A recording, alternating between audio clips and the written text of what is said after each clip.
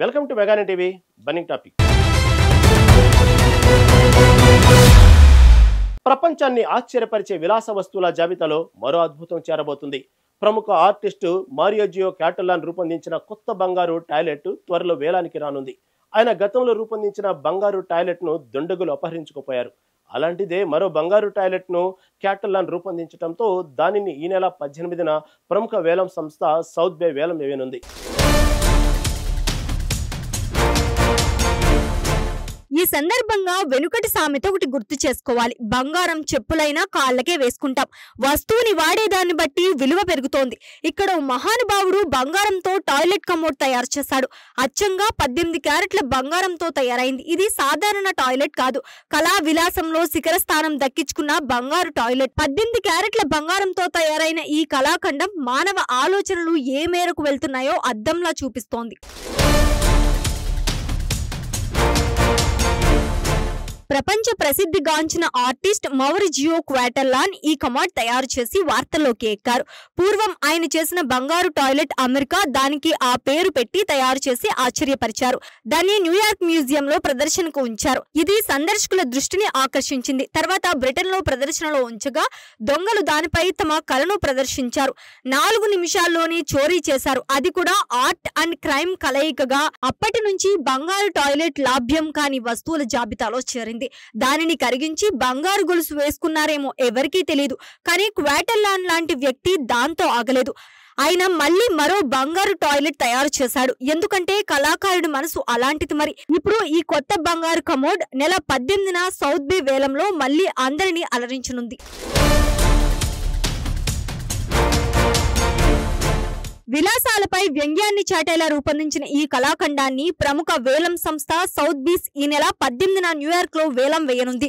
దీని కనీస ధరను సుమారు $10 మిలియన్, అంటే దాదాపు 83 కోట్లుగా నిర్ణయించారు. దీని బరువు ఏకంగా 101.2 కిలోలు. ఈ టాయిలెట్ కు ఒక ఆసక్తికరమైన కథనం ఉంది. 2016లో క్యాటలాన్ ఇలాంటివి 2 టాయిలెట్లను తయారు చేశారు. వాటిలో ఒకటి 2019లో ఇంగ్లాండ్లోని బ్లెన్హిన్ ప్యాలెస్ లో ప్రదర్శనలో ఉండగా దొంగలు ప్లంబింగ్ తో సహా పెకిలించుకొని పారిపోయారు. దొంగలు దానిని కరిగించి ఉంటారని పోలీసులు భావిస్తున్నారు. ఆ దొంగిలించబడిన కళాఖండం ఇప్పటికీ దొరకలేదు. ప్రస్తుతం వేలానికి వస్తున్నది 2వ టాయిలెట్. దీనిని 2017 నుంచి ఒక ప్రైవేటు స్థలంలో భద్రపరిచారు.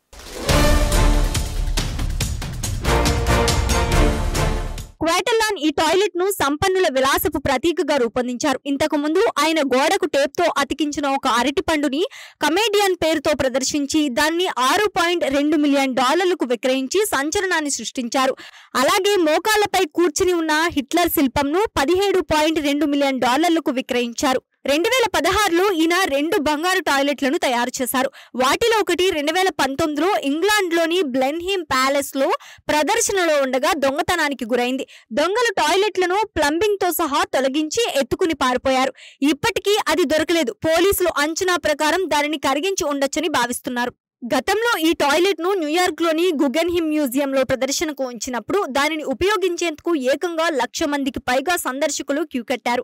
అప్పట్లో అమెరికా అధ్యక్షుడు డొనాల్డ్ ట్రంప్ వైట్ హౌస్ కోసం వాన్ గో పెయింటింగ్ ను అడగ్గా మ్యూజియం వారు దానికి బదులుగా ఈ బంగారు టాయిలెట్ ను ఆఫర్ చేయడం చరిత్రలో నిలిచిపోయే సంఘటన.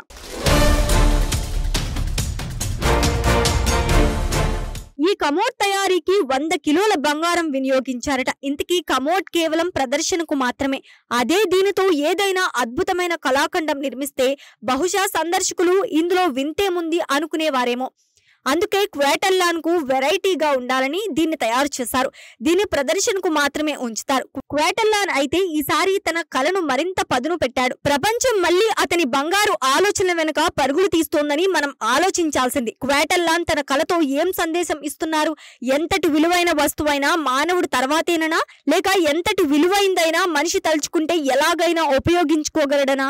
ఏది ఏమైనా గోల్డెన్ కమోడ్ ను ఊహించుకుంటేనే కొందరు క్యాటలాన్ పై విరుచుకు పడుతున్నారు.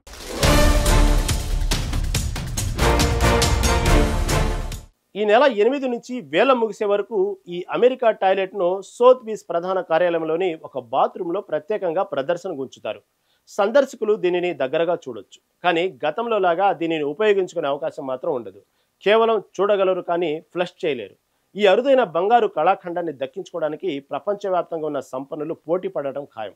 మరో టాయిలెట్ను క్యాటెలాన్ తయారు చేయడంతో ఈ నెలలో వేలం వేస్తున్నారు. దీనికి భారీ ధర పలకొచ్చని భావిస్తున్నారు.